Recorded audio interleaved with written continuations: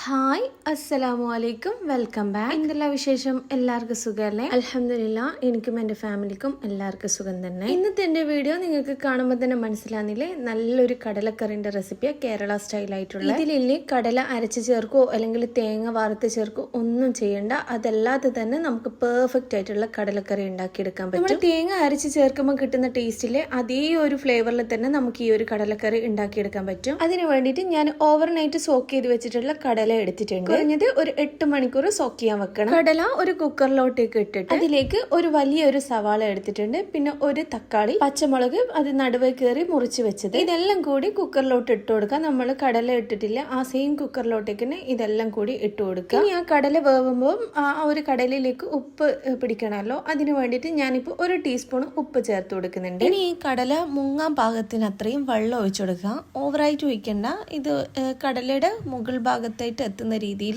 വെള്ളം ഒഴിച്ചു കൊടുത്താൽ മതി. ഇനി ഫ്ലെയിം ഓൺ ചെയ്ത് സ്റ്റൗ ടോപ്പിലേക്ക് വെച്ച് കൊടുക്കുക.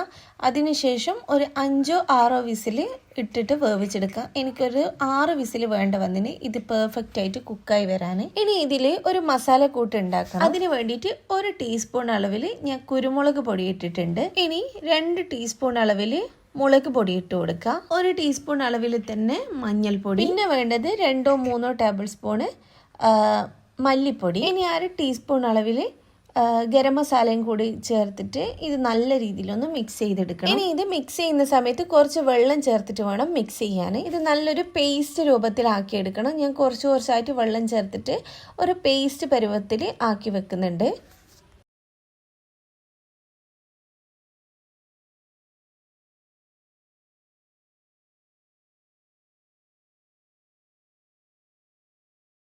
ഇതാ ഈ ഒരു രീതിയിൽ വേണം ഇത് റെഡിയാക്കി എടുക്കാൻ. കടല വെന്തിട്ടുണ്ട്. ഇനി നമുക്കൊരു സ്റ്റൗ ടോപ്പിലേക്ക് ഒരു പാത്രം വെച്ച് കൊടുത്ത് അതിലേക്ക് വെളിച്ചെണ്ണ ഒഴിച്ചു കൊടുക്കാം.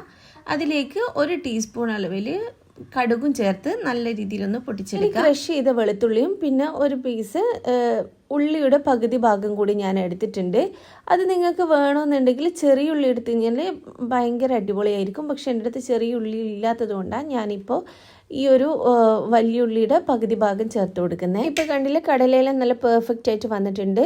ഇനി ഇതെല്ലാം ജസ്റ്റ് ഒന്ന് വഴറ്റി കൊടുക്കുക. വഴന്ന് അതിൻ്റെ പച്ചമണമെല്ലാം മാറി വരുന്ന സമയത്ത് നമ്മൾ ഉണ്ടാക്കി വെച്ചിട്ടുള്ള ആ ഒരു മസാലക്കൂട്ടുണ്ടല്ലോ, അത് ഇതിലേക്ക് ഇട്ട് കൊടുക്കുക. ഇനി ഇത് നന്നായിട്ടൊന്ന് വഴറ്റിയെടുക്കുക. ആ ഒരു മസാലപ്പൊടികളുടെ പച്ചമണമെല്ലാം മാറുന്ന രീതിയിൽ ഒന്ന് വഴറ്റിയെടുക്കുക.